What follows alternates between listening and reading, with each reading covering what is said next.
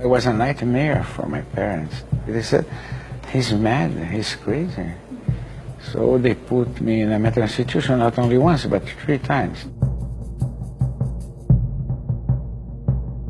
Any dream is made possible by taking the first step. So whatever you want something, the whole universe will conspire for you to get it, but you have to take the step towards your dream. And then you'll be guided.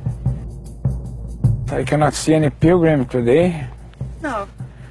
But somehow we feel the energy of many, many centuries of pilgrimage.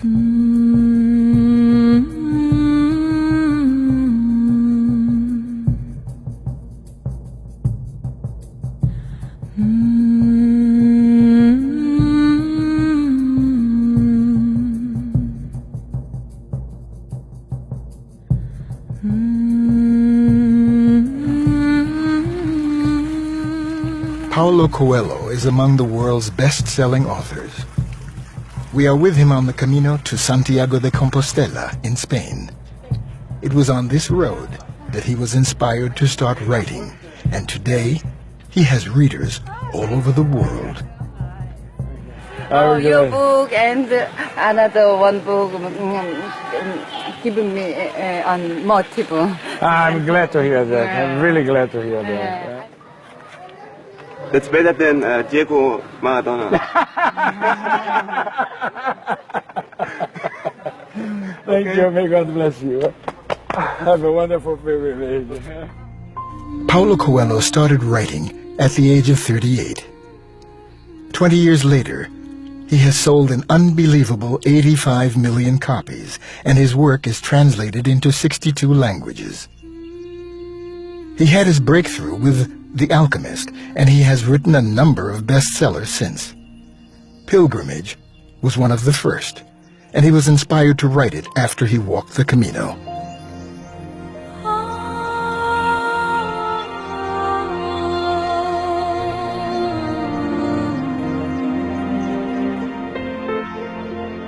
When I arrived to Santiago, I had a kind of sensation that, my God, now my life has no meaning anymore. And I said, what shall I do?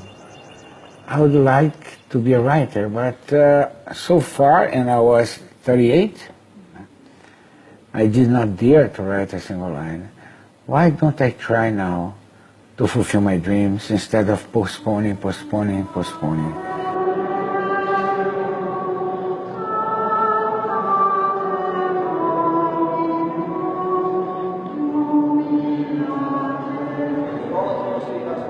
The beautiful pilgrim service is a worthy end to this long walk of inspiration. On the road, the pilgrims have been challenged to think about their past, their present, and their future. And for many of them, there has been a lot to go through.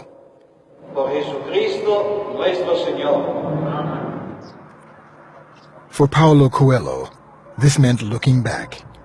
He grew up in a Jesuit family in Brazil. The upbringing was strict, with no room for emotional dreams. Rebellion is a sacred flame. If you don't fight against the values that you see, if you take everything for granted, the world will never evolve. So, of course, I was a nightmare for my parents. They put me into a mental institution. Because when I was 18, 17, I don't remember exactly, they said, he's mad, he's crazy. So they put me in a mental institution not only once, but 3 times. I did not forgive my parents because they don't need forgiveness. They don't need, they try to do that because they loved me. You know, there are worse experiences in life than this one. How many people has a broken heart and spend the rest of their lives, you know, suffering on that, incapable of accepting this energy of love again. So in the case of my parents, I don't think they needed forgiveness because they did not try to harm me. They tried to help me in a wrong way, but they tried to help me. Then when I left the mental institution, I said, okay, I cannot run for presidency because they are going to come with this paper saying, oh, he's crazy, he cannot run for president. But besides that, I can do anything because I'm crazy, you know. So I started, and it was the moment where the hippie movement really was the experience of my life. And then young people, different languages, but the same path. One of the parts of the hippie culture, it was traveling. So I started traveling, and you realize that you don't need a lot of things, but you realize also that people are there to help you.